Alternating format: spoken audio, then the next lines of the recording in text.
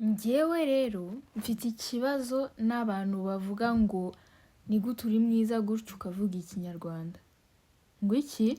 Njyewe ahubwo reka nkubaze, ni gute uri mwiza ukaba uvuga ibintu nk'ibyo? Kuvuga ikinyarwanda bituma uba mwiza kurusha abandi ahubwo. Ibi ni iki? Kuva ryari kuvuga ururimi rwanjye rutuma mba mubi? Like, ninde wababwiye ayo makosa? Ahubwo njyewe bituma mba ndi proud kuvuga nyine ururimi rwanjye kubera like ariko murumva ibyo muvugara? Ntabwo kuvuga ururimi rwawe bituma uba mubi cyangwa bituma abantu batagutekinga seriously. Like, ni ururimi rwawe wakuriyemo, ni ururimi rw'igihugu cyacu. Kubera iki ugomba kuba ufite isoni ryo kukivuga cyangwa kuvuga ngo ni gute uba uri mwiza gutyo ukavuga ikinyarwanda? Ngo cyakora koko. Ndibuka kera akenshi iyo umuntu yabaga ari abo bitaga aba intellectual mbere mu 94 ngewe urukiri mu Rwanda icyo gihe, kuko nawe imyaka 16 94 wenda na n'ubu ntabwo mbizi.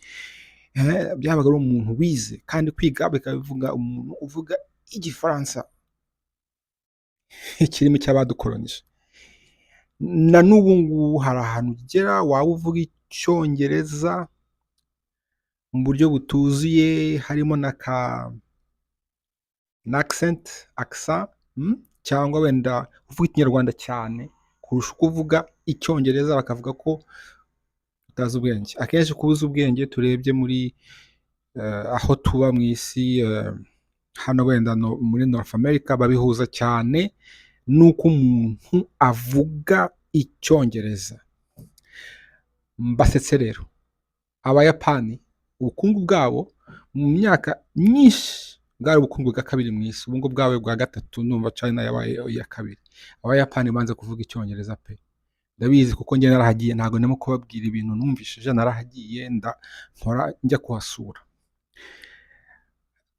None ubu birirwa babwira bati ese mwakwize icyongereza, ariko barabyanze.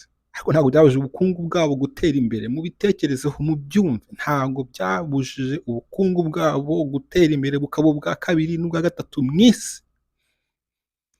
None uriya mukobwa arimo kutubwira ngo kuko avuga ikinyarwanda ntabwo abantu bumva ko yaba ari mwiza avuga ikinyarwanda.